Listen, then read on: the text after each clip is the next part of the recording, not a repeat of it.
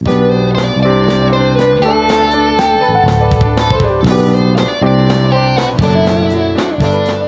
mga nakaraan po, nag-search kasi ako ng mga books. Tapos, bigla akong may nakitang book na tungkol siya sa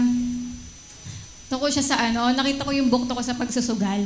Tapos parang tinignan ko lang kasi nga, wala lang, na-curious lang ako. Kasi kay Tony Evans yun. Tapos, na-curious lang ako na tignan kasi nga, parang napapanahon din, marami akong nakikilala na mga nagtatry ng ganito ngayon. Tapos, nung binuksan ko na yung book, binasa ko na, parang na-hook na ako. Yung binasa ko na ng binasa. Kasi nga, parang naisip ko, kailangan malaman din to ng lahat ng Kristiyano. Yung parang kahit tayo mismo, parang kailangan din natin itong matutunan. Kaya, ito po yung i-share ko ngayon, yung ang lason ng kasakiman. O, salita ng Diyos ukol sa pagsusugal. Tapos parang natuwa lang din ako na mag-Tagalog uli kasi yung nag-preach nga si pastor ng mga Tagalog na nakaraan, parang kahit lutang ako tsaka antok, nagigets ko. Kasi Tagalog yun. Yan, parang maganda rin na talagang malinaw na kapag Tagalog. Tapos yun, dahil nga rin Days of Teshuvah, di ba, panahon din po ito ng pag-search ng hearts natin na maaari kasi na hindi po natin alam, baka yung pera pala ay nagiging mahal na natin o nagiging sakim na pala tayo nang di natin namamalayan. Kaya kahit po about dito to, pero ang dami nitong area sa buhay natin na talagang matatamaan yung mga bagay na yun. Kaya maganda po siya. Ayan. Kaya pakinggan po natin ngayon. Pero before po dyan, babasahin ko lang po muna sa inyo yung devotional ni Billy Graham tungkol sa poison of greed. Ayan. Basahin ko lang, papakinggan po natin. Ang kasakiman ay malapit na kamag-anak ng pag-iimbot. At marahil ito ang pinagmumulan ng mas maraming kasamaan kaysa sa alinmang kasalanan.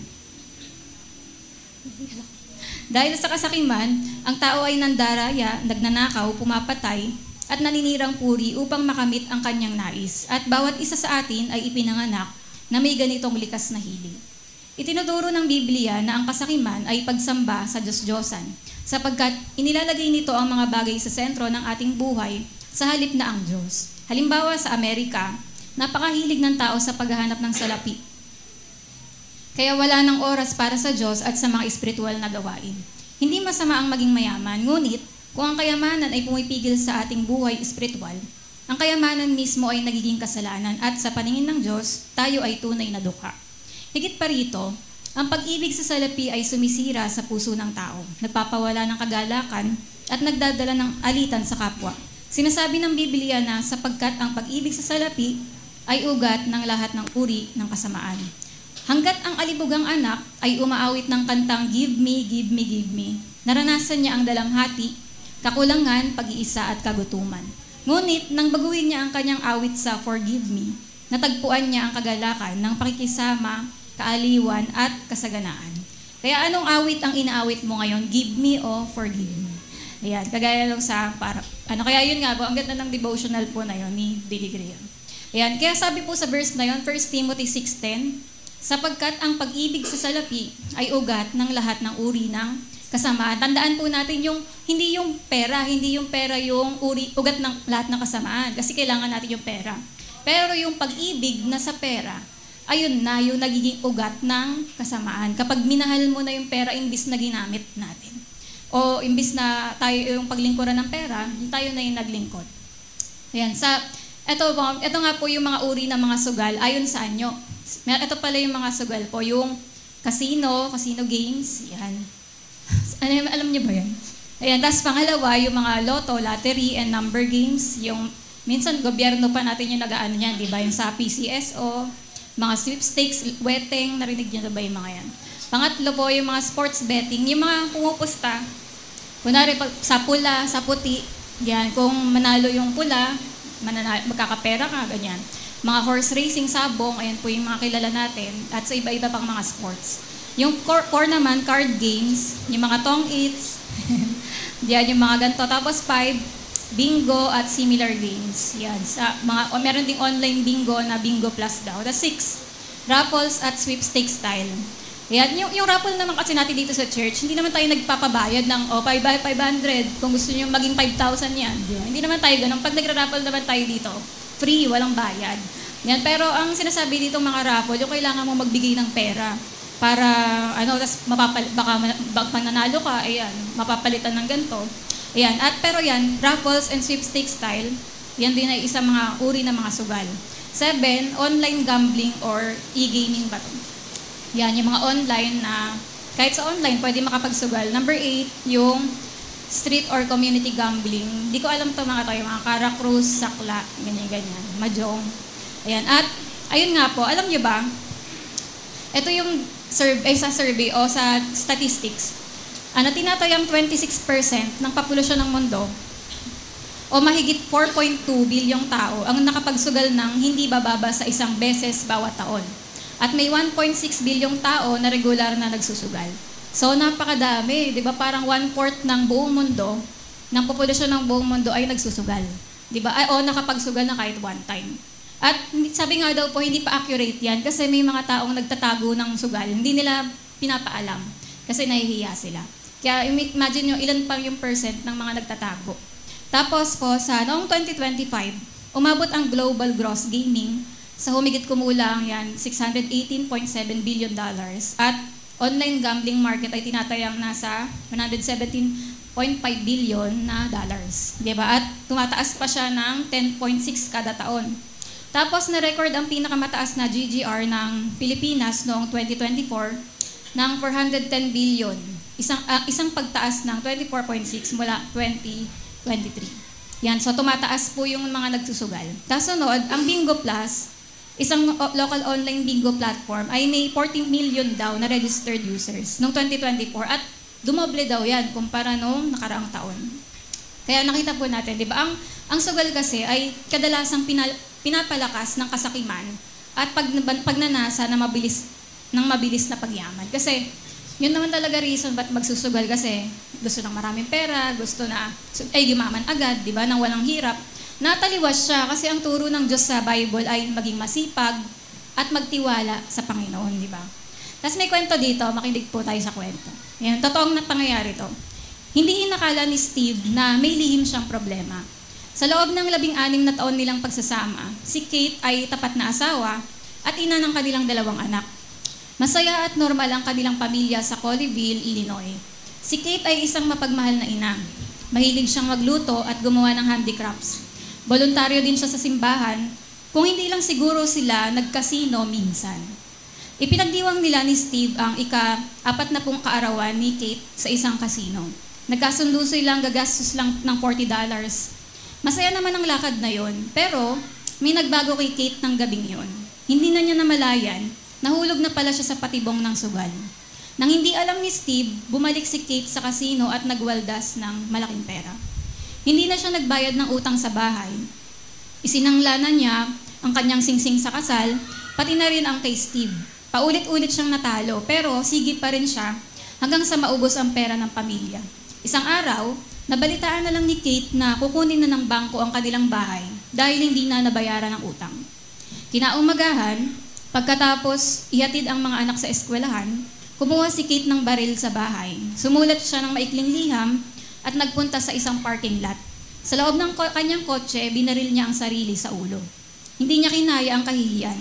Nalaman ni Steve ang lahat ng matagpuan niya mga resibo na parang diary ng lihim na buhay ni Kate sa mga kasino.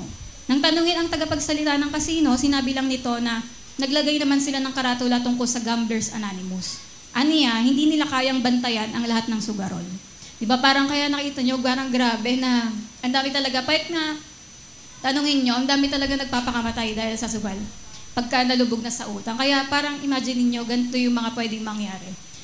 Pag hindi nga rin, kaya kahit naniwala tayo na pag tinuro nga rin natin to, marami rin tayong masisave na buhay, di ba? Sabi nga, ang pagsusugal ay isang mahirap na paksa. Actually, medyo talagang mahirap na topic to. Pero, dahil nga maraming iba't ibang pananaw tungkol dito. Pero, kailangan nating alamin ang sinasabi ng Diyos dahil may mga buhay na nasisira dahil dito. Sa madaling salita, ang pagsusugal ay tulad ng pakikipagsapalaran. Tsaka, di ba marami naman tayo iba't ibang areas na mga tinatopic, pero parang hindi naman natin pinafocus. Sinasabi lang natin na masapag kayo magsugal, pero hindi natin talagang pinafocus na ituro bakit hindi tayo dapat ganun. Kaya parang sabang nabasa ko nga rito, parang na-realize ko, dapat din pala hindi na lang din ako pumapasok sa mga Excite, sa mga Pixie Forest. Yung parang naisip ko, pag nandun ako, parang naiisip ko na, tama bang nandito ako? Parang may feeling kang ganun. Kasi parang may part na oo nga, di ba? Talagang parang pangsugal din naman talaga yun kasi maghuhulog ka para baka makakuha kang teddy bear, ganyan. Parang mga ganun, parang ano lang, naisip ko lang na, yun nga. Kaya tas may mga Kristiyano rin nagtatanong, ayos lang ba sa mga Kristiyano ang tumaya sa loto? Pastor, pwede bang tumaya? Pa-pray naman na manalo tong number ko. Di ba? Parang may mga nagtatanong kung pwede ba yon o pwede ba magsugal. Pero, sa halip na pagdebatihan nga natin kung tama ba o mali ang pagsusugal, kailangan nating unawain ang iba't ibang uri nito at alamin kung ano ang katanggap-tanggap sa Diyos at kung ano ang hindi. Kasi di ba may pagsugal na tama. Pag, halimbawa, yung risk-taking, yung halimbawa, susugal akong magpastor kahit na tingin ko, Lord, wala pang pera. Parang, paano to? Parang halimbawa na nag-uumpisa kami magpastor, isusugal mo yun na aalisin ko mga pangarap ko para sumunod kay Lord. Parang susugal ako na hindi ko alam anong mangyayari, kaya ko ba? Ganon. Ayun yung sample ng mabuting pagsusugal, yung isusugal mo yung calling mo, o parang gagawin mo yung calling mo kahit feeling mo, Lord, paano? Pero yun nga, hindi naman tayo pinapabayaan ni Lord, di ba? Kaya yun yung may mga maganda. Pero ito, makikita natin yung maganda at hindi magandang uri ng pagsusugal. Ano ba yun? Kasi maraming tao, hindi nila alam yung pinagkaiba. At ang layunin ay bigyan ka ng pananaw mula sa Biblia para maging malinis konsensya mo.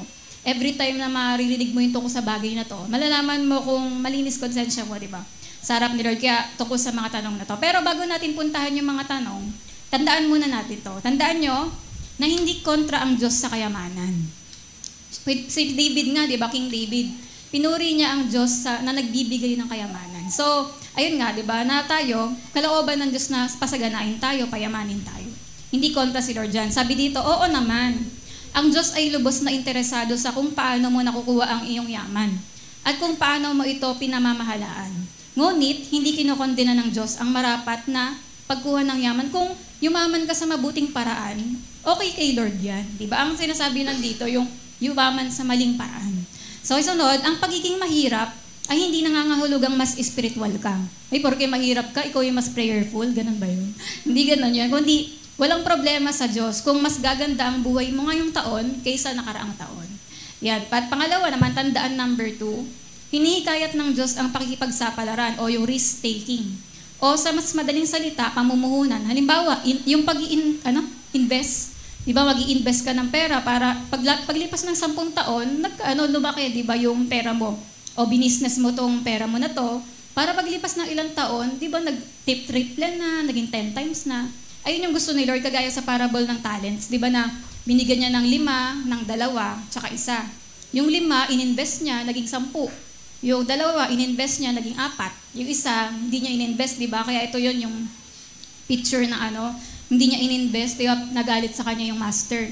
Kasi ang sinasabi dyan, di ba, na yung mga, sa atin din, pero sa atin, di ba, sa bilang mga Kristiyano, dapat willing tayo mag-risk take. Yung parang risk taking na, ay paki-next. Ito yung picture nung hindi nag-invest. Yan. Na dapat, di ba, na tayo, ready tayong sumuong kapag may pinapagawa si Lord. Sa ganun yung good side ng sugal na parang magtitiwala ka sa Panginoon, di ba? Tapos, ito naman, kaya't ang Diyos ay walang problema sa kayamanan o nalaman na natin, walang problema si Lord kung yumaman ka. Wala rin siyang problema sa pagharap sa pakikipagsapalaran o risk-taking. Sa pag-i-invest, gusto ni Lord yan. Ngayon, tingnan natin ang 10 katanungan at suriin ang pagkakaiba ng matuwid na pagsusugal at ng hindi matuwid na pagsusugal. So, yan. Itong 10 na to, dito nyo malalaman kung tama ba na gawin natin ito. 10 mahalagang tanong tungkol sa pagsusugal mula kay Tony Evans. Number 1, ang tanong tungkol sa kasakiman. Yan. Ngayon, ito ang tanong, ang motibo mo ba sa pagsusugal ay kasakiman? Yan yung gusto mo kasi magkaroon ng maraming pera. Sabi, ang kasakiman ay isang patuloy na pagnanais na magkaroon ng higit pa nang hindi iniisip ang pangangailangan. Yung parang kahit may needs, hindi niya yung ipaprioritize kasi mas gusto niya ng more, na mas maganda. Yan. Ang sakim na tao ay laging nagsasabi ng gusto ko pa. Yan. Ito may kwento dito. Isang Sunday, may isang lalaki na pumunta sa simbahan na malungkot at wala sa sarili. Napansin siya ng pastor at tinanong, bakit ka malungkot? Sabi ng lalaki, kasi po, 2 linggo na ang nakaraan, namatay ang tiyuhin ko. at iniwan sa akin ng $75,000. Pagkatapos, nung nakaraang linggo, namatay naman ang tiyahin ko at iniwan ako ng $50,000. Nagtaka ang pastor at sinabi, teka muna, 2 linggo na ang nakakaraan, namatay ang tiyoy mo at iniwan ka ng $75,000. Pagkatapos, nung nakaraang linggo naman, namatay ang tiyahin mo at iniwan ka ng $50,000. Ba't ka malungkot? Sumagot ang lalaki, kasi po walang namatay ngayong linggo. Diba? Kaya, diba, grabe yung pera na yung niya, hindi niya nakinalungkot nung namatay. Yan. Ayan. Tapos, diba, kaya ang sinasabi dito, ang kabaliktaran ng kasakiman ay pagiging kontento. Diba? Kapag kontento ka, hindi ka sakim. Pag sakim ka, hindi ka kontento. Ayan.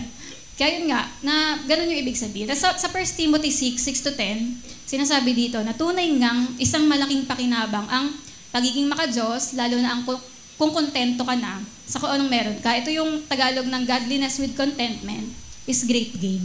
Di ba? Kaya gaya na binasa natin kanina, wala tayong dinala sa mundong ito at aalis din tayong walang dala.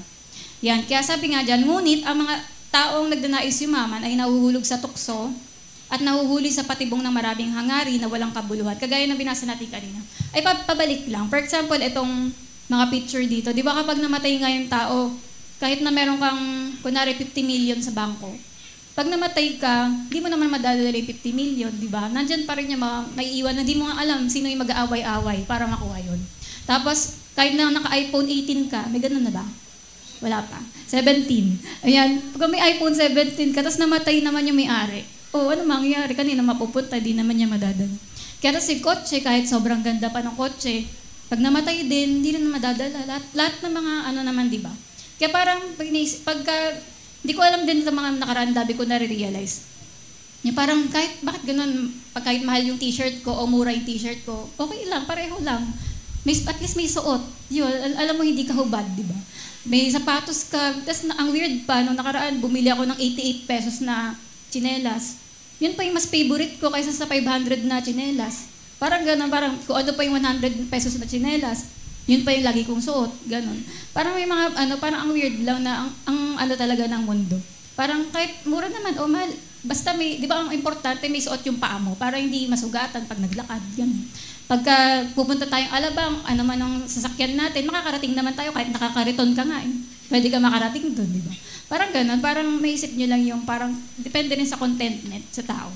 Tapos yung pabalik po, sabi nga, dahil sa paghahangad ng ilan na magpayaman, sila'y nalayo sa pananampalataya at nagdulot ng matinding dalamhati sa kanilang sarili. Kaya sabi nga po dito, maaari kang maging mayaman at sakim. Pwede ka ring mahirap ka pero sakim. O may kaya o kalagitnaan lang pero sakim pa din. Kasi alam niyo kung bakit, hindi naman yan sa status. Kundi ang puso kasi ng tao yung sakim. Yung puso yung problema. Kaya dahil ang puso ng taong sakim ay ang pagnanais na magkaroon ng higit pa. Ang problema yung puso na ang daming hinahangad. Sabi, hindi ibig sabihin na mali ang gusto mong magkaroon ng mas magandang bahay. Hindi naman masama yan na magkaroon ka ng bagong kotse o anumang bagay na yon. Ngunit, kung hindi ka makontento sa nasaan ka, pwera na lang kung dalhin ka ng Diyos sa gusto mong maging, ikaw ay sakim. Yung parang, pag nandito ka na sa buhay mo na to, hindi ka thankful, hindi ka kontento, parang hindi ka magiging masaya pag hindi mo naabot yung ganon. Ayun yung ibig sabihin, sakim ka na nun. Hindi ka kontento. At sabi nga, ang mga taong sakim ay madaling mabiktima ng mga get-rich-quick schemes. Uy pare, try mo to. Isang lang, malay mo, bukas milyonaryo ka. Talaga, paano yan? Di ba parang ang bilis kumagat? Kasi nga, ganyan yung mga taong sakim, nag-aim sila ng mabilis at gusto agad na maraming pera. Sabi nga po sa Kawikaan 28:20, ang tapat na tao ay magkakaroon ng maraming pagpapala. Ngunit, ang nagmamadali yumaman, gaya nga niyan, yung mga easy money, ay hindi makakaligtas sa parusa. Tapos, Kawikaan 21:5, ang mga plano ng masipag ay tiyak na magbubunga ng kasaganaan. Ngunit, ang bawat nagmamadali ay tiyak na hahantong sa kahirapan. Kaya tandaan po natin, ang easy money ay easy rin mawawala. Kasi easy dali mo nakuha, madali rin mawala. Sabi nga po, paano ko malalaman kung ako ay nagiging sakim? Kung ang motibasyon mo sa pagsusugal tulad ng loto ay para mabilis yumaman, iyan ay senyalis ng kasakiman. Naalala ko lang sa loto, yung lola ko. Talagang buong buhay nun tumataya yun. Hanggang sa namatay na lang siya, hindi siya nanalo. Diba? Parang, pero mula nung bata pa ako, maliit, grade 1 pa lang ako, alam ko, tumataya na siya. Pero magkano na kaya nataya niya doon, di ba? Pero hindi naman siya nanalo kahit isang beses. Sabi nga, kung hindi ka kontento sa kung anong meron ka ngayon at kung ang pagiging masaya mo ay nakasalalay sa pagkakaroon ng mas maraming pera, iyan ay kasakiman. Yan, tsaka yung malalaman mo na sakim na yung isang tao kapag yung kahit ilagay na niya sa alanganin yung pamilya niya, kahit mawalan na ng tuition yung anak niya, mawalan ng pambayad sa renta yung bahay nila, igagamitin niya pa yun para para doon sa pagkapera pa ganun. Kaya yan yung ibig sabihin na maalagay na sa alanganin yung pamilya, ginagawa pa rin. Sabi nga po dito, hindi masama ang maging mayaman. Pero ang problema ay ang sakim na paraang ginamit para maging mayaman. Yung paraan, yun yung pinaka-tanong doon. Paano ba yumaman?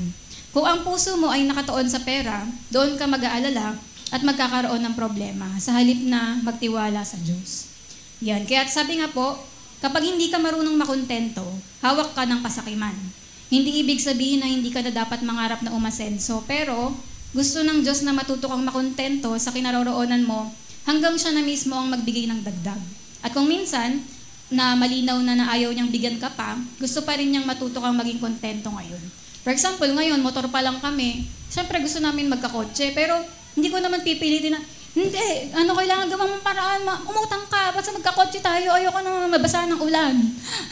yung parang lagi na lang tayo ganyan. Pwedeng ganun yung maging attitude na, hindi, basta, lahat sila may kotse na, dapat tayo rin. Ganyan. Parang, hindi ganun parang alam mo yun, yung kahit wala pa kaming kotse ngayon, alam ko magkakaroon din, di ba? Pero, ang sinasabi dito, pag naging thankful ka, Lord, thank you po dahil hanggang ngayon, nakbig motor pa kami. Thank you, Lord, dahil malapit na matapos yan next year, di ba? Yung parang, alam mo yun, magpapasalamat ka sa kontento ka. Kaya pag sinabi ni Lord, ang thankful ng anak kong to, ngayon, bibigyan ko na to ng kotse. Di ba? Si Lord na yun magsasabi na, magde-decide kung dadagdagan ka niya. Ito, ang tapat ng anak kong to sa iPhone 7. Bibigyan ko na to ng iPhone 17 kasi talagang naging ilang years na niyang cellphone yung iPhone 7, di ba? Ayan, ay hindi pa rin niya pinapalitan, di ba? Kaya yun nga, na si Lord bahala kung kailan ka niya iaangat sa buhay. Kailangan mo lang maging thankful at magpasalamat, maging kontento. Yan. Tapos may kwento dito. Meron daw kasing komedyante, ang pangalan niya si Jack Benny. Si Jack Benny daw ay kilalang kuripot. Yan. Tapos may nagkwento na isang araw daw, may hold-upper na lumapit kay Jack Benny. Sabi sa kanya, pera mo o buhay mo? Tapos yung Jack Benny hindi sumasagot. Sabi niya, anong problema mo? Hindi mo ba ako naririnig? Pera mo o buhay mo? Sabi niya, nag-iisip pa ako.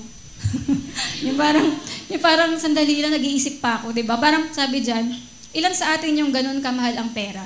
Hindi tayo sigurado kung mas gugustuhin nating mawala ang pera o ang ating buhay. Ang iyong paglahok o ang iyong pagnanais na lumahok sa anumang uri ng sugal ay batay ba sa kasakiman. Kaya ayun nga, 'di ba? Yun yung una na sakit ba tayo? Pangalawa, ang tanong tungkol sa pagtitiwala. Ginagamit mo ba ang pagsusugal bilang kapalit ng Diyos sa pagtugon ng iyong pangangailangan? Yan. Sabi dito, ang pagtitiwala sa swerte, sa halip na sa probidensya ng Diyos, ay nagpapahina sa pananampalataya at pag-asa sa Kanya. Di ba? Sino sa atin yung, imbis na magtiwala ka na si Lord magbibigay ng kailangan mo, yung tingnan natin kung suswertein tayo. Di ba ang tawag sa ating mga Kristiyano, hindi tayo swerte. Ang tawag sa atin mapalad. Di ba? Pinagpala tayo, blessed tayo, hindi swerte. Hindi tayo lucky. Diba? Hindi tayo nagsasabi ng good luck. Diba? Kasi hindi tayo swerte, naniniwala tayo, binless tayo ng Panginoon. Kaya yan din yun. Sabi nga dito, sa pagtitiwala sa Diyos versus swerte. Ang pagsusugal ay pag-asa sa swerte. Nakabaligtaran ng pagtitiwala sa Diyos. Kapag ang tiwala mo sa Kanya ay napalitan ng pag-asa sa lucky shot, sa sugal, meron kang problema.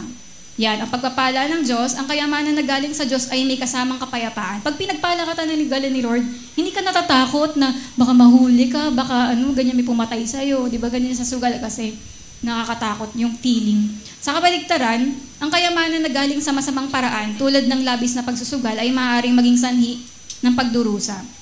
Sabi dito, oo, maaaring pasaganain ka rin ng dyablo. Maraming pinapayaman ng demonyo. Ngunit, gagawin ka niyang miserable sa iyong kayamanan. For example, nagkaroon ka nga ng magandang kotse, pero wala ka ng asawa. Di ba? Dahil sa paghangad mo na maraming pera, iniwan siya ng asawa niya at mga anak niya. Tapos meron ka nga malaking bahay, wala ka ng kasama, mag-isa ka na lang. Hindi naman siya matawag na tahanan dahil walang pamilya. Di ba? Ganun yung ginagawa ng demonyo at papayamanin ka pero after nun, kukulong ka naman. Di ba? Pero alam nyo, sa Panginoon, maaaring pasaganain ka ng Panginoon, ngunit hindi niya dati ito ng kalungkutan. Pag pinagpala ka ni Lord as in masaya ka, meron kang kasi may maganda ka pang asawa, di ba? Meron kang malaking bahay at meron kang masayang pamilya. Ganun ang Panginoon magpala. Di ba? Meron kang masasarap na pagkain, tapos may mga kaibigan ka din na kasamang kumain nun. Ayun yung blessing ng Panginoon. Malalaman mo ang blessing ni Lord, ang isang bagay. Kapag na-enjoy mo yan, hindi yung may kotse ka nga, di mo ma-enjoy, wala ka namang ka-joyride, di ba? Magta-travel ka, wala kang kaibigan. Di ba parang ganun? Kasi ang blessing ng Panginoon, ma-enjoy mo talaga, masaya. Ayan, tapos sabi dito sa Proverbs 10:22, ang pagpapala ng Panginoon ang nagpapayaman. At hindi niya dinaragdagan ito ng anumang kapighatian. Pag binless ka ni Lord, di niya hayaang malungkot ka, sasaya ka dyan. Tapos sa awit 37:7, magtiwala ka sa Diyos at maghintay ka sa Kanya. Huwag kang mainip kung may mga taong gumagawa ng masama at umuunlad sila, Lord, bakit yung mga tao na yun ang sasama nun? Pero ba't ang yayaman nila? Yan. Pero mag-antay ka lang kasi may time si Lord dyan. Sabi, ang issue ay hindi kung gaano karami ang meron ka, kundi kung sino ang nagbigay nito sa'yo. Yan. At pagtitiwala sa pagpaplano at hindi tsansa. Di ba ang gusto ng Panginoon, magtiwala tayo sa Kanya, hindi yung tignan natin kung tatama ako ngayon, kulay red, sa pula. Yan. Hindi ganun eh. Kundi ang sabi ng Panginoon, po-provided ka niya. Siya ang, hindi ka niya papabayaan, di ba? Kaya hindi ganun. Ang si Lord, gusto niya pag tungkol sa pera natin, pinaplano yan, di ba? Pinag-iisipan natin. Pero sa chance kasi parang bahala na. Sabi rin sa Isaiah 65:11-12, itong verse na to, ayun yung wheel of fortune ng lumang tipan. Yung nakalagay sa swerte, kapalaran, ganyan. Sa madaling salita, ang mga taong tinalikuran ng Panginoon, ang mga taong walang Diyos, binabatay nila yung buhay nila sa swerte. Yan. Pero tayo nga, di ba? Hindi tayo ganun dahil may Diyos tayo, we are blessed. Tapos sa puso at pananaw, di ba sabi sa Matthew 6:19-21, kung saan ka nag-iipon ng kayamanan sa lupa o sa langit man, doon din susunod ang puso mo. Tandaan nyo na ang pera ay may kapangyarihang balutin ang puso mo. Yan. Kung ang pananaw mo ay hindi pang walang hanggan, kundi pang lupa, magkakaroon ka ng problema. Kapag nawala ang iyong banal na pananaw, ang buo mong buhay ay malalagay sa kadiliman. Yan. Kaya yung pera natin, may kakayanan itong dalhin yung puso natin kung saan mo yan gagastusan. Sa Matthew 6, di ba, 19-21, sabi dyan, huwag kayong mag-ipon ng kayamanan dito sa lupa, di ba, kundi sa langit tayo mag-ipon sa dulo, sapagkat kung saan naroon ang iyong kayamanan, doon din naroon ang iyong puso. Ang ibig sabihin, sinasabi ni Jesus na ang iyong ang iyong puso ay laging sumusunod sa iyong pera. Ibig sabihin, ang mahal mo ay gagastusan mo ng pera. Ano yung pinakamalaking gastos natin? Kung pinakamalaking gastos mo sa sarili, mahal na mahal mo sarili mo. Pinakamalaking gastos mo sa pamilya, mahal mo yung pamilya mo kasi. Malaki ka rin magbigay, tapat ka magbigay kay Lord kasi mahal mo si Lord, di ba? Mga ganon. At yan, that's number 3 naman na tanong. Ang tanong tungkol sa pagiging produktibo. Napapalitan ba ng pagsusugal ang masipag na paggawa sa iyong buhay? Yan, na parang hindi ka na nagtatrabaho dahil asa ka na lang na baka swertein ka ngayong araw. Yan, sabi dito, itinalaga ng Diyos ang pagtatrabaho upang matugunan ang ating pangailangan at makatulong sa lipunan. Talagang tinakda ni Lord na magtrabaho tayo para may panggastos tayo sa natin. Pero, di ba, yung pagsusugal, hindi siya productive. Kasi asa ka lang, hindi ka nagtatrabaho. Ganun. Pero sabi dito, likas sa atin ang pagtatrabaho. Di ba si Adan, nung nilagay siya sa garden, ang target talagang gawin sa kanya, magtrabaho. Di ba? Kaya ang paraan ng Diyos para makaalis tayo sa kahirapan ay ang pagtatrabaho nga, pagsisikap at hindi yung nakaasa sa swerte o tsansa. Sabi nga po sa Ephesians 4:28, ang nagnanakaw ay huwag nang magnakaw pa. Sa halip, magtrabaho siya ng marangal sa pamamagitan ng kanyang sariling mga kamay upang meron siyang maibigay sa mga nangangailangan. Kaya yun, di ba? Kaya mahalaga po yung pagtatrabaho. Sabi nga po dito, maaaring hindi mo gusto ang trabaho mo ngayon. Pero ibang usapan yon. Hindi pwedeng palitan ng pag-asa sa sugal ang kahalagahan ng paggawa. Dahil nga ayaw mo na magtrabaho, yun, magtitiwala ka na lang doon. Sabi nga po, tamang pag-iisip tungkol sa pera. Kung ang motibasyon mo sa paglalaro ng loto ay para makaalis sa trabaho, ito ay maling pag-iisip. Ang pagiging mayaman ay hindi masama, pero ang pag-asa sa lucky shot para yumaman ay salungat sa kalooban ng Diyos. Kaya kung nakaasa tayo sa mga sugal na ganyan, ibig sabihin, wala tayo sa kalooban ng Panginoon. Sa sunod po, yung pamumuhunan versus pagsusugal, yung pag-i-invest. Di ba pag nag-invest ka, after ilang years, may tubo na yun. Pero yung pagsusugal mo, nakailang hulog ka na ng 10 pesos, wala pa rin, hindi pa rin nahuhulog yung mga barya. Yung sa Excite, di ba yung hulugan ng mga piso hanggang umurong. Wala pa rin, naka 30 ka na, 100 na, wala pa rin nalaglag. Di ba mga ganun? Kaya ayun, pero hindi pa pera makukuha mo, pa ticket pa. Ayun nga, kaya yun, isuko na natin yun. Tapos Kawikaan 12:11, sabi dito, ang nag-aararo ng kanyang lupa ay magkakaroon ng sapat na pagkain. Ngunit, ang nag-aaksaya ng oras sa walang kabuluhang bagay ay walang pangunawa. Diba? Kaya nasa talagang pagsisikap, diba, na pagtatrabaho. Sabi dito, ang kahalagahan ng pagtatrabaho. Ang pagtatrabaho ay nagtuturo sa atin ng halaga ng pera. Diba? Kaya pag yung mga magulang natin, winawaldas natin yung pera, sinasampal tayo. Diba? Kasi alam mo ba kung gaano kahirap yung namin para lang magka-tuition ka, tapos ganyan ka mag-aral? Kasi diba, pinapakita nga ng pagtatrabaho na hindi mo dapat basta-basta yung iwaldas yung pera. Tinuturuan tayo nito na mahalaga yung pagkita ng pera. Kagaya sa mga bata, di ba yung mga bata, pakinext, na akala ng mga bata, automatic yung pera, bigyan mo na sila ng baon, wala silang pakisayo kung saan mo kinuha yun. Pero mas pinapahalaga ng bata yung pera kapag nakita niya sa magulang niya, grabe, hirap na hirap mag-construction tatay ko, tapos nagtatrabaho siya mabuti para may baon ako. Kaya nakikita ng bata yun, kaya paglaki niya, gusto niya rin maging matinong anak. Kasi, maging matino kapag nagtrabaho siya sa paggamit ng pera. Kasi nakita niya yung mga magulang niya na nagsikap, di ba? Pero kung yung mga magulang galing sa, anak, nanalo ako sa loto, nanalo ako dyan sa kanto ng bingo. Di ba? May pangkain tayo ngayon. Di ba parang ang pangit na maging model na ganun sa mga bata. Kaya, doon natin natuturo sa mga bata o mga anak yung kahalagahan ng pera kapag nagsisikap tayo magtrabaho. Sabi po dito, kahit sabihin pa ng iba, Pastor, magsusugal ako para manalo at makakapagbigay ng malaking halaga sa simbahan. Mali pa rin yun, di ba? Pastor, pag ako nanalo, panalangin at ilihans po natin ito mamaya sa service. Kasi yung ticket ko na to, tingnan nyo, ako na po bibili ng building natin, di ba? Pero kunwari lang yun, di ba? Kasi pag nanalo siya, magkakalimutan na yan. Di ba? Kaya sabi nga rin po, pero hindi pa rin sure, di ba? Dahil nga, tandaan nyo sa sugal, mas marami ang nakaprogramang matalo kaysa manalo. Kasi pandaraya lang yun.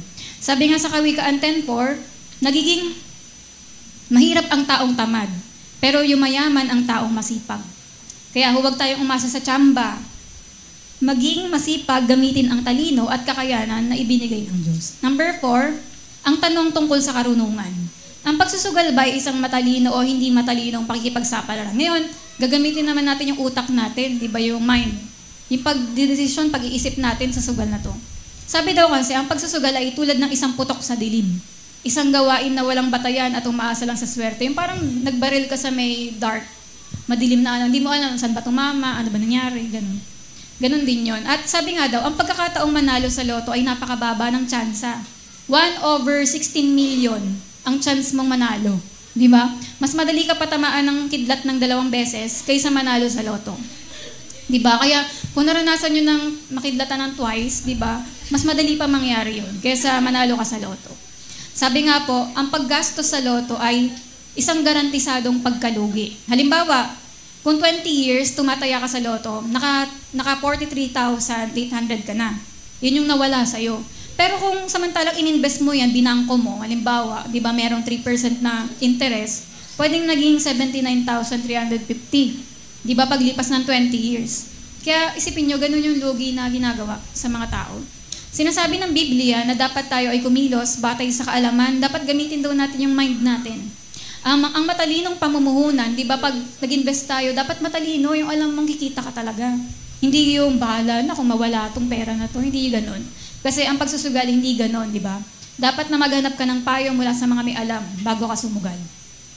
Sa Proverbs 24:3 din, sabi, ang bahay na itinayo sa pamamagitan ng karunungan at nagiging matatag sa pamamagitan ng pag-unawa. At Kawikaan 15:22, ang mga plano ay nabibigo kung walang konsultasyon. Ngunit kung marami ang tagapayo, nagtatagumpay ang mga ito. Kaya tandaan natin, huwag magpauto. May mga tao na nag-aalok ng sure win, na mga scheme para madaling pagyaman. Matalino ang pagdududa ang pagdududa sa mga ito. Dapat, totoo ba yan? Posible yan? Ganyan. Dapat Pag-isipan mo, sure win to, magbigay ka lang sa akin ng 30,000. 30,000 lang, tingnan mo, babalik ko yan sa'yo.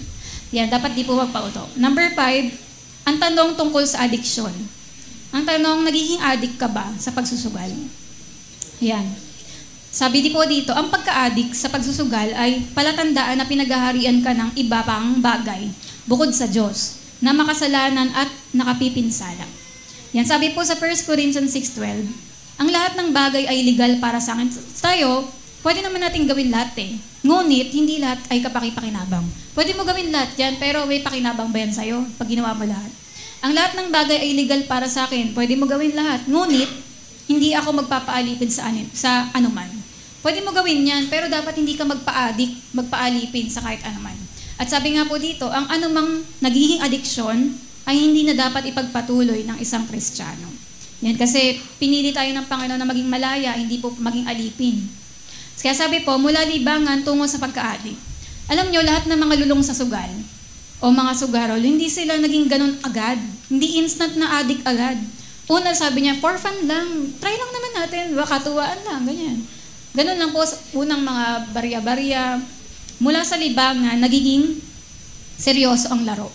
At kalaunan ay nagiging pagkadepende na una, natutuwa-tuwa ka lang. Biglang sa susunod, na-addict ka na kailangan makuha ko na yon, ganyan-ganyan. Kaya yung kasiyahan na naging sugal na, nagiging malungkot sila kapag hindi na sila nakalaro. Ayan na po yung addict, malungkot na kapag hindi nakapaglaro. Kaya di ba, kaya pabalik-balik. Kaya alam niyo po yung mga politician, may mga kilala tayong ganyan, di ba? Pumasok sila ng politics para mangurakot, para yumaman, di ba? Ay, tatakbo akong mayor para makatira ako, magkaroon kami ng bahay at lupa. Para magkaroon kami 3 kotse. Ang daming mga politikong ganyan, di ba, kaya ang hirap magtiwala. Maglilingkod daw sa bayan, pero nanakawin yung kaban ng bayan. Kaya ang dami tuloy mga di ba, mga ito, imbis na nasa Hall of Fame sila, mga sikat na mga magagaling, ganito. Pero naging nalagay sila sa Hall of Shame. Kahihiyan kasi nga, nalaman yung pagkukurakot, yung mga pagnanakaw, tsaka yung mga pagsusugal din ng mga nasa politics, di ba? Ang daming ganyan. Kaya yun nga, kaya nakakalungkot na ganyan yung ginagawa nun. Tapos sabi dito, yung sample na naglaro, yung una kong pera, katuwaan lang. Pero pagsapit ng pangatlo o pang-apat na pera, naging seryoso na. At nung umabot na sa pang-10, ang isip ko ay, hindi ko hahayaang mawala lang ang 10 yon, nang wala man lang kahit isang teddy bear na kapalit. Di ba? Kaya, ganun na yung naging addiction. Una, lang, biglang yun, na-addict na. Sabi rin po sa Kawikaan 23:4-5, huwag mong pagurin ang iyong sarili sa paghahanap ng kayamanan. Magpigil ka sa iyong sariling pangunawa. Magpigil ka, di ba? Huwag ka maging addict. Ika'y magiging mahirap bago mo ito matamo. At ang kayamanan ay gagawa ng mga pakpak na tulad ng agila at lilipad sa kalangitan. Kaya nga yung easy money, easy rin mawala. Number 6 po, ang tanong tungkol sa pagsasamantala. Ang pagsusugal ba ay nananamantala ng iba? Sunod po, sabi dito, madalas na inaapi ng pagsusugal ang mahihirap at mahina na sinasamantala ang kanilang kahinaan ang isang bagay na kinokondena ng Biblia. Di ba sa ayaw ng Bible yan, ayaw ng Diyos yan na mahirap na nga, pinapahirapan pa, di ba? Ayaw ni Lord yan. Pero ganyan ang ginagawa ng sugal. Sabi dito, yung panalo-talo, hindi panalo-panalo. Yung win-win dapat, di ba? Kung sa negosyo, tara Rachel, magbuo tayo ng ganitong shop. So nag-agree kami, pareho kaming win-win, pareho kaming magiging mayaman sa negosyong to. Pero sa sugal, iba siya. Para sa sugal, para kumita ka, may mga mawawalan. May mga taong iiyak, may mga nagpakamatay para makuha mo yung pera na yun. Nagpakamatay sila kasi nawalan sila ng pera, natalo sila.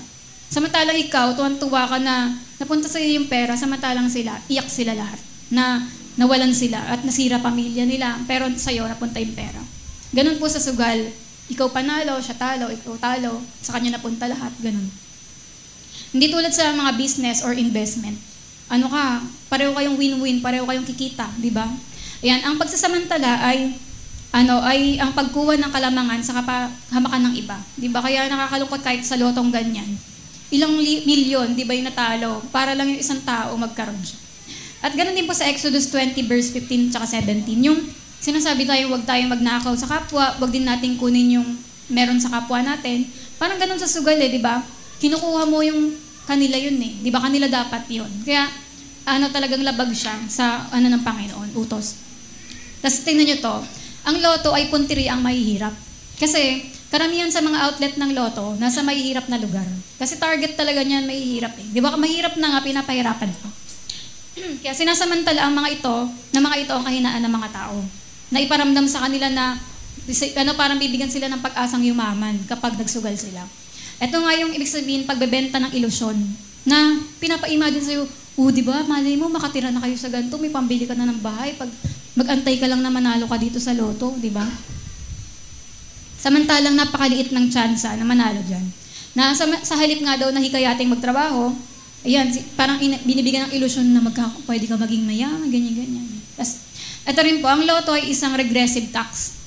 Alam nyo ba yun? Yung parang nag-isip yung gobyerno ng paraan na magbibigay yung mga tao ng tax nang hindi nagrereklamo. Ayun yun, sa pamamagitan ng loto. Diba, voluntaryong buwis na mas nakaka-apekto sa mahihirap kaysa mayayaman. Yan, kaya yun, para-paraan po yan. Tapos, sa Isaiah 3:14, sabi dito, ang Panginoon ay hahatol laban sa mga matatanda at sa mga pinuno ng kanyang bayan, yung mga nasa gobyerno na sinasamantala yung mahihirap, paparusahan po yan ng Diyos. Tapos 7, ang tanong tungkol sa lipunan, ang pagsusugal ba ay nakakatulong o nakakasama sa lipunan? Yan. Maaaring makapinsala ang pagsusugal sa mga komunidad sa pamamagitan ng pagpapalaganap ng pag-asa sa iba, pagbaba ng produktibidad at pagbagsak ng moral ng lipunan. Sabi nga po sa Romans 14:7, sapagkat walang sino man sa atin ang nabubuhay para sa kanyang sarili at walang namamatay para sa kanyang sarili. May epekto po tayo sa paligid natin. Ngayon, yung panganib sa lipunan nitong sugal, yung sa gobyerno natin, di ba, pag yung gobyerno umasa na sa sugal para tumaas yung ekonomiya, ibig sabihin, nanghihina na yung gobyerno natin. Tapos, pagkawala ng tiwala sa sarili, yung tao rin na pinili na lang magsugal kaysa magtrabaho, ibig sabihin, wala na siyang tiwala sa sarili niya. Feeling niya, hindi na siya kayang mag-work, hindi niya na kayang kumita ng pera. Kaya, yun, ibig sabihin, pagkawala ng tiwala, di ba, sa sarili. Kasunod, kinasasangkutan ng simbahan. Alam niyo ba, kahit mga churches, gumagawa na rin ng mga parang sugal type para lang fundraising. Halimbawa, bingo for Jesus, sali po tayo para pang-mission po to. Di ba, parang alam niyo yun, parang join po tayo, may bingo Sunday po tayo. Para po, lahat ng malilikom po dito ay para sa mission. Marami po tayong matutulungan na mahihirap, ganyan-ganyan. So, bingo na po tayo sa letrang B. Gawin po natin itong BIBLE kasi para nga po medyo hindi po bingo, ganyan-ganyan. May mga gantong mga kaparaanan. Pero yun nga, mali pa rin. Ibig sabihin, yung church, nawala na sila ng confidence na pwede silang makapaglikom ng fund ng mga offering para sa Panginoon. Yan, kaya gumagawa na sila ng mga ganitong pakulo. Tapos po, sa masamang epekto sa pamilya at komunidad, ito yung pinakamatindi talaga, di ba? Ang sugal, legal man o illegal, ay nagdudulot ng iba pang krimen tulad ng panunuhol, pandaraya, at maging ng pagpapakamatay. Dami nagpakamatay dahil na lubog sa utang. Nasisira nito ang mga pamilya at nagdudulot ng problema sa pag-aasawa. Maraming mag-aasawang nag-aaway dahil po sa sugal, dahil sa pinansyal na pagkalugi.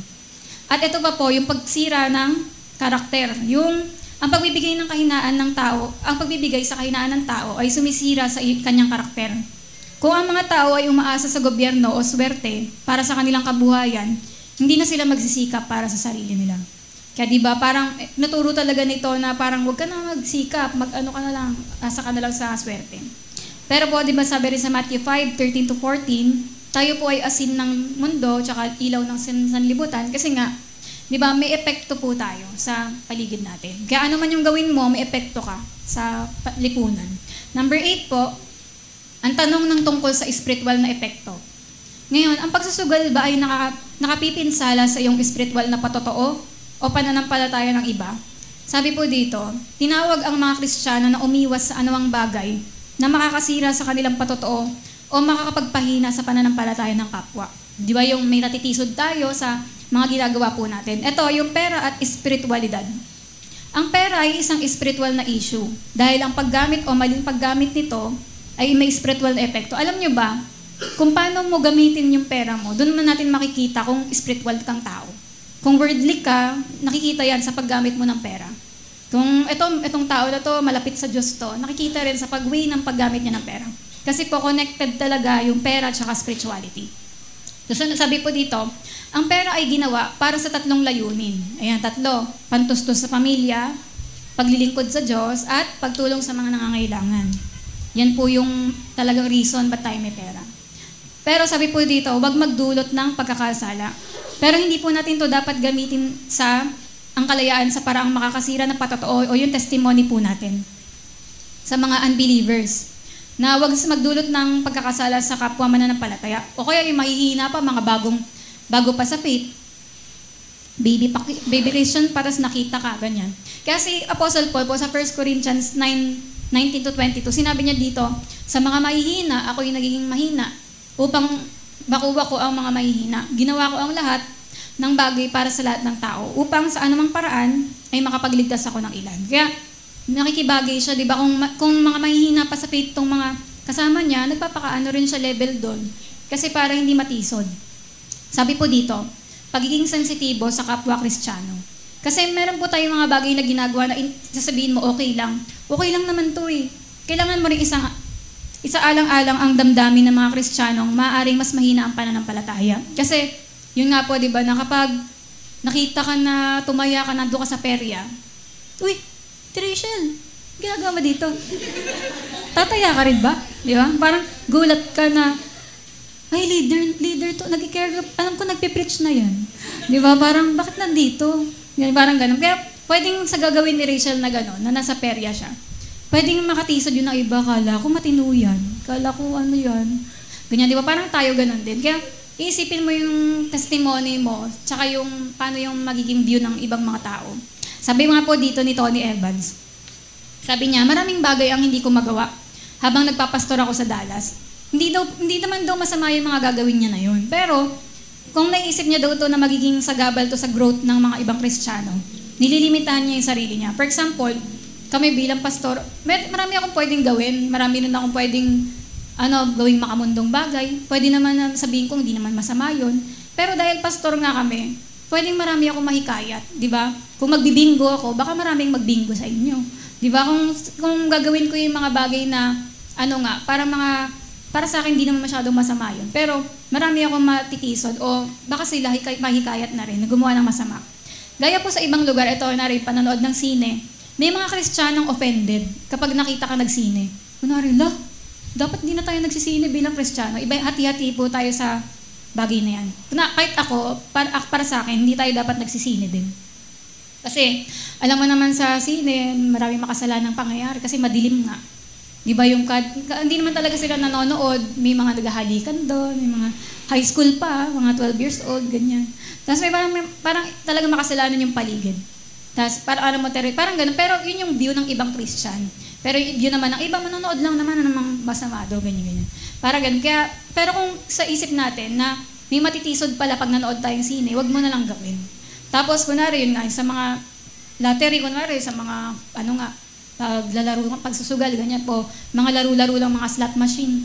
Kung may matitisod tayo, hindi wag natin gawin. Kunwari, may mga Christian naman naniniwala, hindi tayo dapat kumain ng ganito. Parang sa 1 Corinthians 8:13, sabi ni Paul, kaya kung ang pagkain ay magiging sanhi ng pagkakasala ng aking kapatid, hindi na ako kakain ng karne magpakailanman, upang hindi ko maging sanhi ng pagkakasala ang aking kapatid. Para lang hindi natin matisod yung iba, huwag natin kainin yan kung ganun pala. Yan. Tapos meron po ditong kwento. Kasi si Tony Evans po, meron siyang kaibigan na na-invite po siya na mag-preach sa isang church sa Las Vegas. Alam niyo ba yung Las Vegas? Sobrang makasalanan yon yung city na yon. Nandun lahat ng mga sugalan, saka mga babaeng, mga sumasayaw, gano'n. Yan, tapos, doon kasi siya na-invite, nandun yung lugar sa Las Vegas. Sabi po dito, pinatira siya sa simbahan, sa isang malaking hotel doon. So, dahil na-invite siya mag-preach, pinag-stay siya sa hotel. Tapos, yung hotel na yun, alam niyo naman sa Las Vegas, karamihan ng hotel doon may casino talaga. Sa ganong hotel, siya nakatira. Tapos, napag-usapan, nasusunduin siya ng magsusundo sa kanya ng 10:30 ng umaga para pumunta ng church. Tapos, bumaba na siya doon sa lobby, ayan yung sa may lobby ng hotel. Tapos, pagtingin niya ng orasan, 10:20 pa naman, so 10 minutes pa bago dumating yung sundo. May 10 minuto pa para maghintay. Tapos, habang naghihintay siya, napatingin siya doon sa slot machine.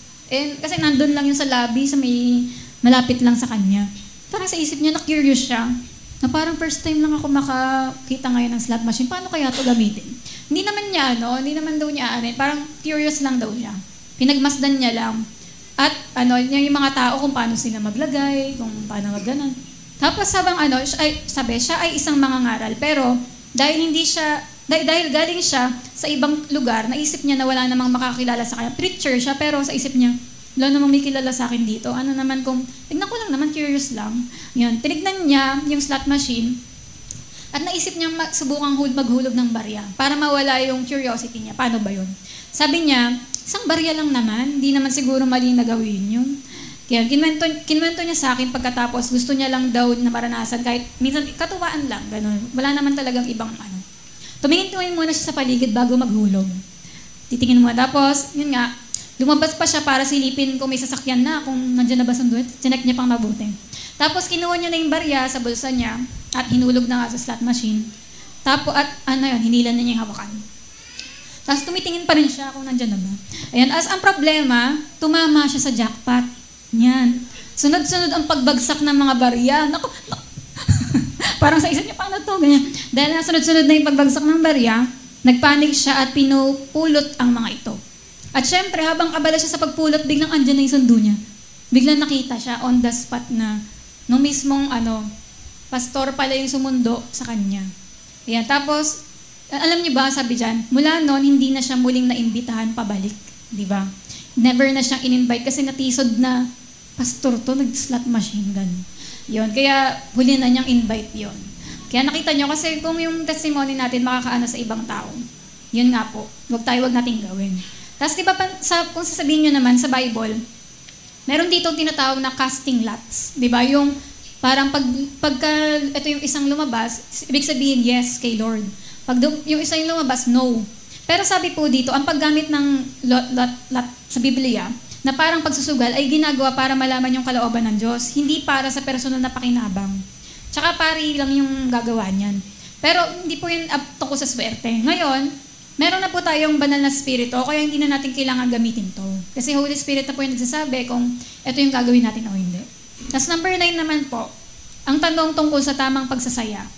Ang pagsusugal ba ay tunay na aliwan o mas binibigang diin lamang nito ang pagsasaya kaysa sa Diyos? Yan, sabi po, ang aliwan ay katanggap-tanggap kung ito ay nagbibigay karangalan sa Diyos at hindi nakakapinsala sa iba. Okay lang na magsaya, basta nakakalugod pa rin yan kay Lord, hindi ka naman ng ibang tao, nakapinsala. Sabi, tandaan niyo po, hindi tutol ang Diyos sa kasiyahan. Di ba may verse pa nga na He gave us all things to enjoy? Hindi tutol ang Diyos sa pagkakaroon ng kasiyahan. Sa katunayan, siya mismo ang nagbibigay sa atin ng mga bagay para masayahan tayo. Gayon pa man, hindi porke masaya yan, tama na yan. Merong moral na pamantayan para sa kasiyahan na dapat syempre check pa rin natin sa Bible, tama ba to o hindi. Sabi po sa Ecclesiastes 5:18, narito ang nakita kong mabuti at nararapat. Nakita natin dito na okay lang kumain, uminom at magsaya sa lahat ng kanyang pagpapagal. Nagtrabaho kang mabuti, dapat lang mag-enjoy ka, di ba, sa mga pagod mo. Yan, sa lahat ng kanyang buhay na binigay sa kanyang Diyos. Sapagkat iyon ang kanyang bahagi, portion mo yun, nagsipag ka mag-work. Dapat lang na pumasyal ka o kung nagborakay ka, bakit hindi? Nagpagod ka, di ba? Nagtrabaho, pinagtrabahuhan mo yan. Ba't di ka magkakotse? Nagtrabaho ka para dyan, di ba? Yung mga ganon. At yung Sunday nga rin po, alam niyo po yan, yung araw ng linggo, tinatawag siyang Sabat, ibig sabihin rest day. Ibig sabihin nito, binigyan po tayo ng araw para magsaya sa Panginoon, di ba? Ang araw ng Panginoon o Lord's Day, ay ang Kristiyanong Sabat ay araw na inilaan para sa atin upang magalak sa Diyos at sa kanyang kalooban na talagang i-enjoy lang natin tong araw na mag-rest ka. Huwag puro work, iniisip mo, di ba? Huwag puro aral. Ilaan mo tong araw na to para kay Lord, para sa mag-enjoy ka, magpahinga ka. Isang araw ng kapahingan at kagalakan. Araw kung saan lumiligaya ka sa Diyos sa pamamagitan ng pagsamba at nagagalak ka rin sa kanyang mga nilikha. Sabi nga, ito yung verse na sinasabi ko sa 1 Timothy 6:17, He gave us all things to enjoy, di ba? Sa Diyos na nagbibigay sa atin ng sagana ng lahat upang ating ikasiya, para i-enjoy natin. Sabi po dito, ang gantimpala ng Diyos para sa iyo bilang kanyang anak ay matamasa mo ang kanyang mga kaloob. Gustong-gusto ng Panginoong pagpalain tayo. Gusto niya mag-enjoy tayo. Na after mo mag-work, gusto ng Panginoon mag-enjoy ka. Di ba sa pinagtrabahuhan mo? At sabi nga, magtrabaho ng masigasig at magpahinga o magsaya ng may kagalakan. Sabi po dito, kung mahal mo ang iyong trabaho, dapat mahalin mo rin yung bunga ng trabaho mo. Di ba? Pinagpaguran mo yan, dapat i-enjoy mo. Hindi yung puro trabaho, wala man ng enjoy.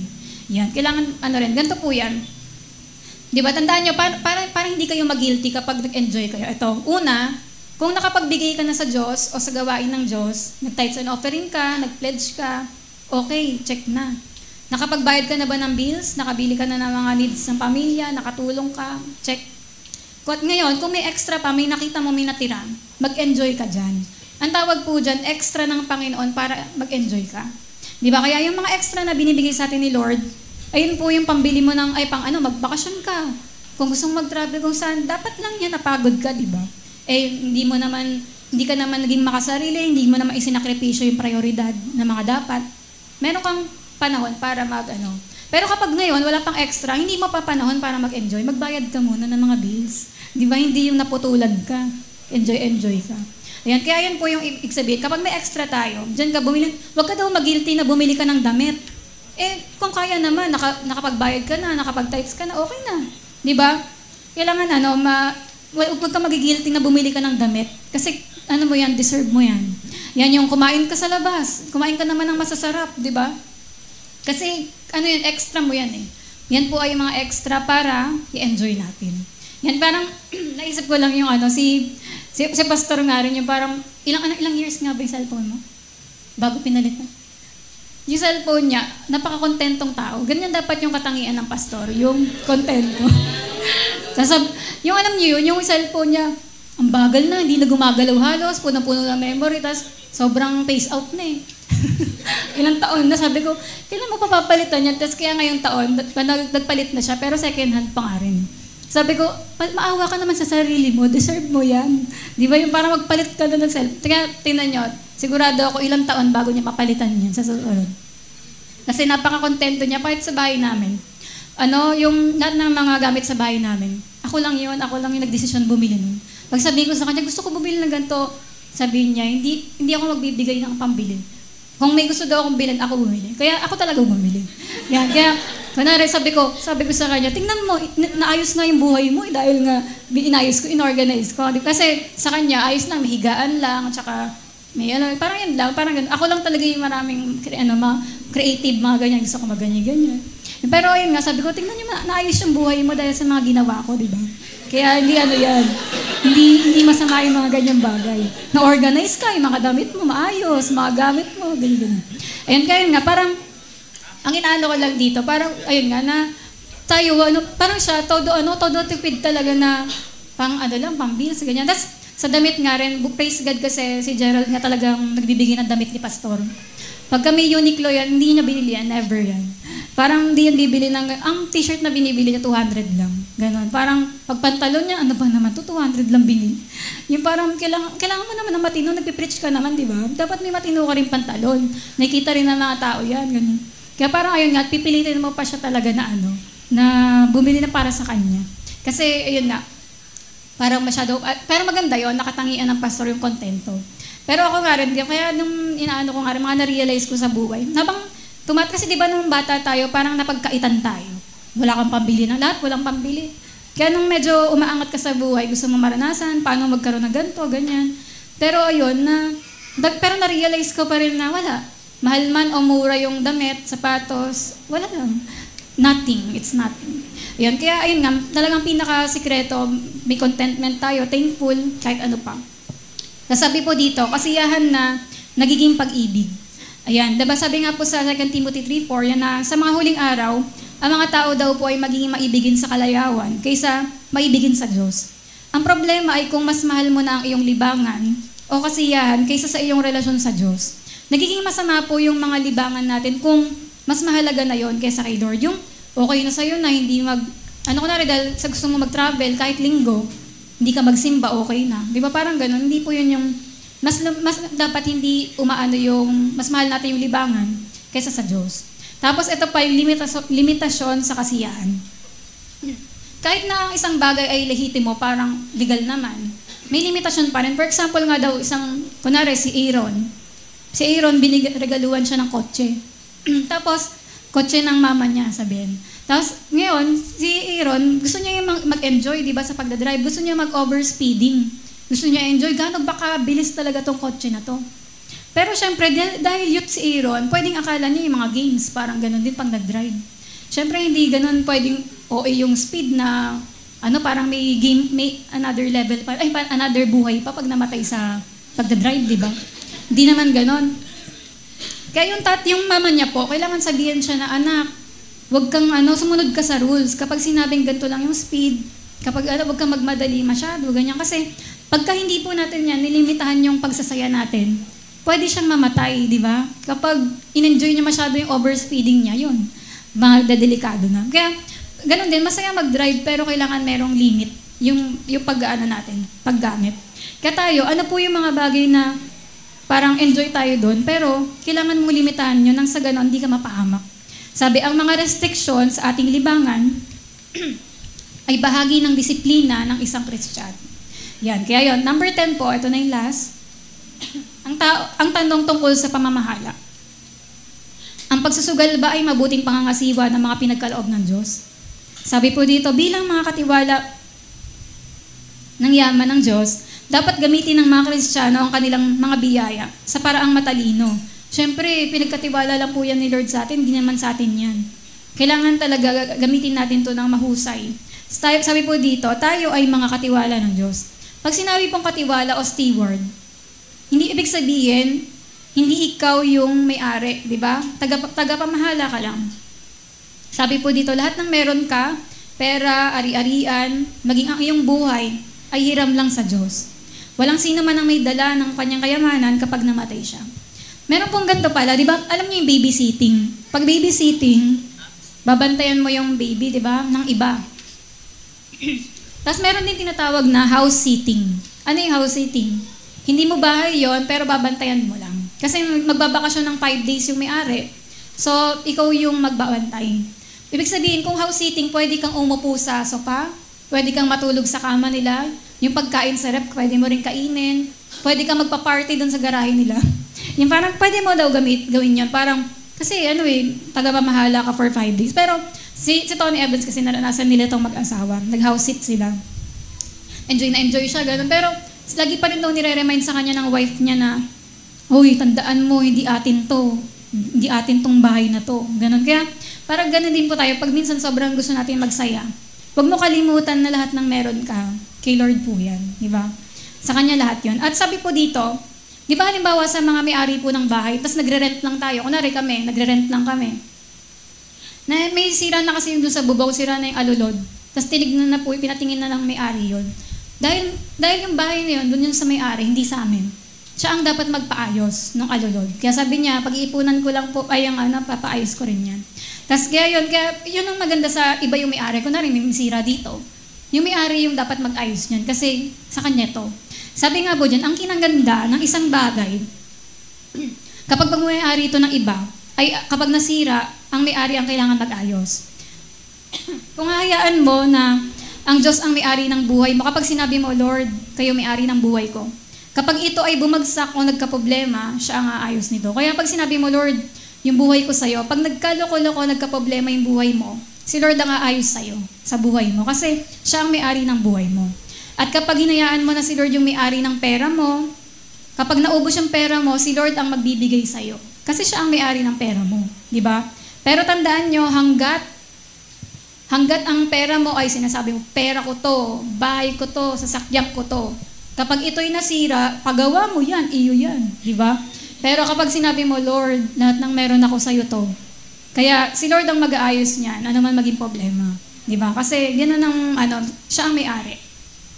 Kaya nga sabi rin sa Malakay 3:8-10, di ba tungkol sa tithe? Sabi din dito, bakit sinabi ni Lord na, ninanakawan nyo ako?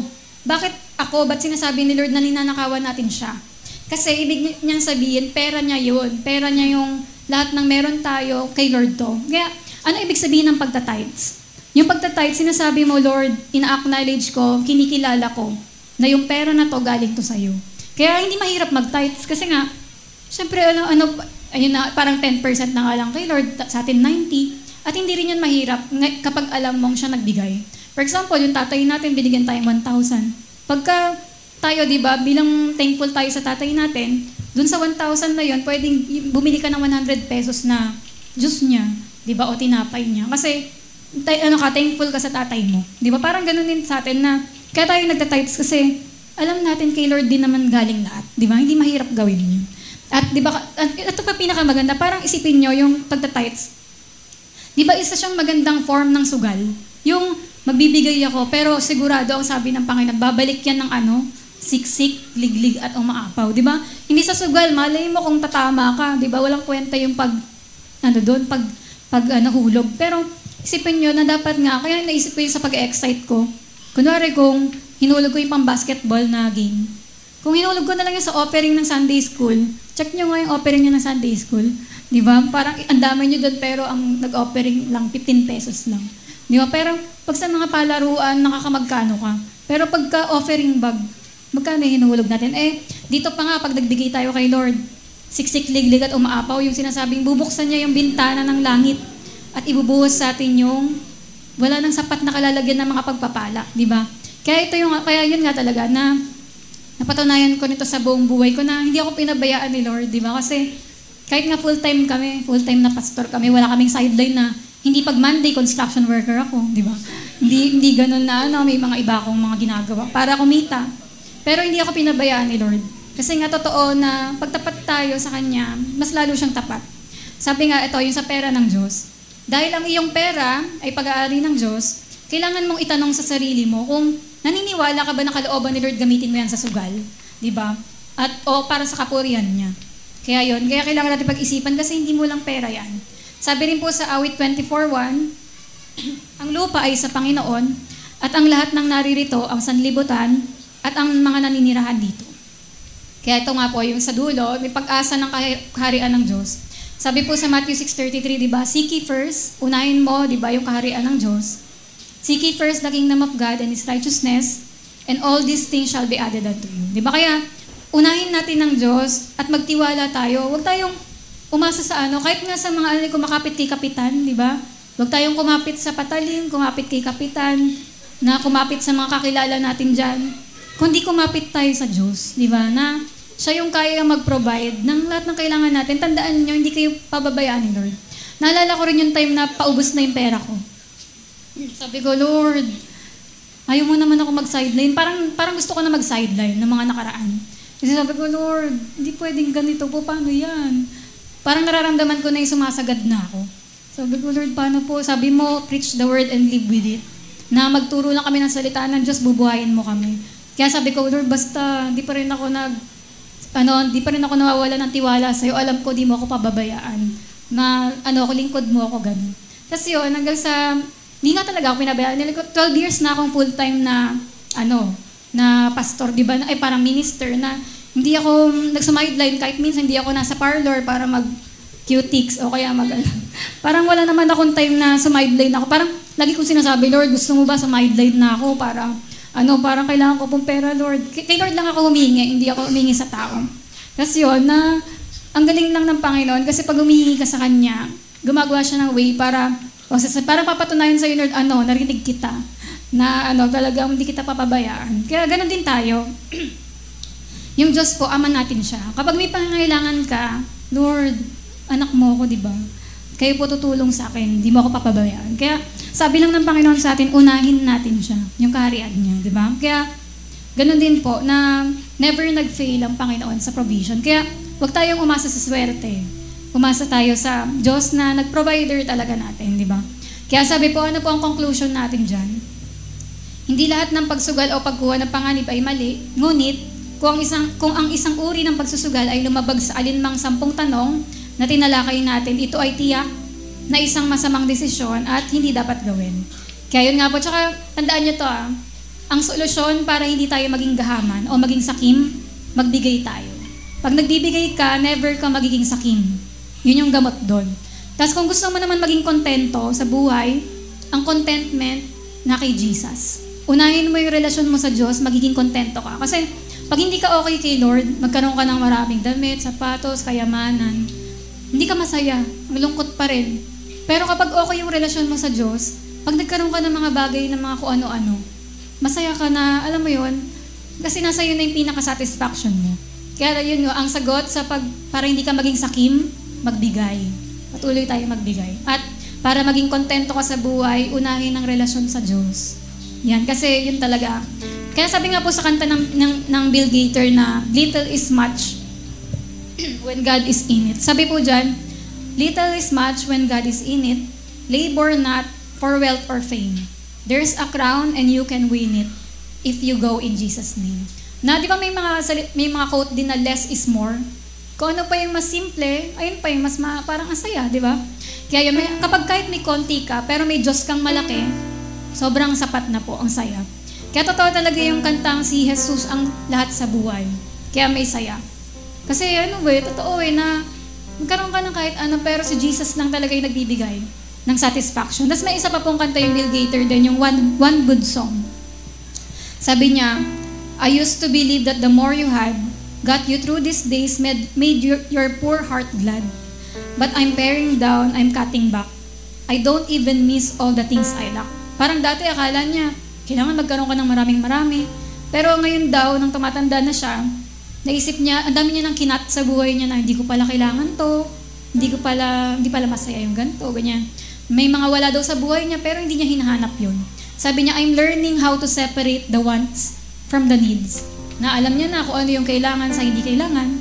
The good life now consists of a few simple things. Diba? Ang good life sa kanya, yung may konti ka, pero may malaki kang Diyos, diba? Kaya sabi sa chorus, Jesus in my heart and a place to belong. A few close friends and a one good song. Oh, my latest list, well, it ain't too long.